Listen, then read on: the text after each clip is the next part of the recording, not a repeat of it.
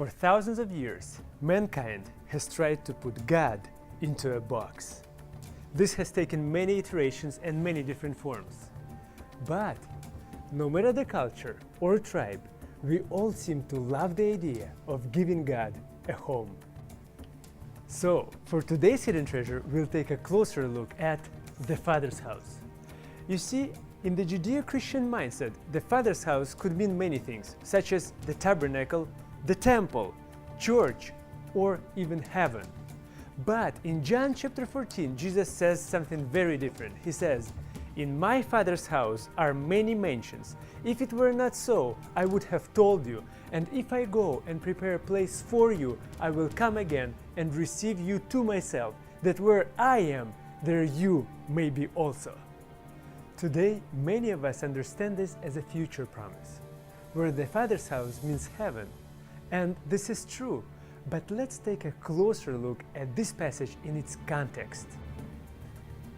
You see, the temple played a very significant role in the life of Israel.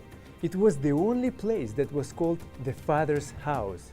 In fact, when Jesus cleansed the temple, he concluded his action with these words, "Do not make my Father's house a house of merchandise." In fact, in the Old Testament, the words temple and the Father's house are interchangeable. By the time of Jesus, the temple had become corrupted, and only priests had direct access to it. But then, Jesus comes along, and he says something completely revolutionary. In John chapter 14, verse 23, he states, "If anyone loves me, he will keep my word, and my Father will love him, and we will come to him and make our home with him." He says the Father's house is no longer a building, but something else entirely. God doesn't want to be limited to the past or to a building, nor does he want to wait to be with you in the future.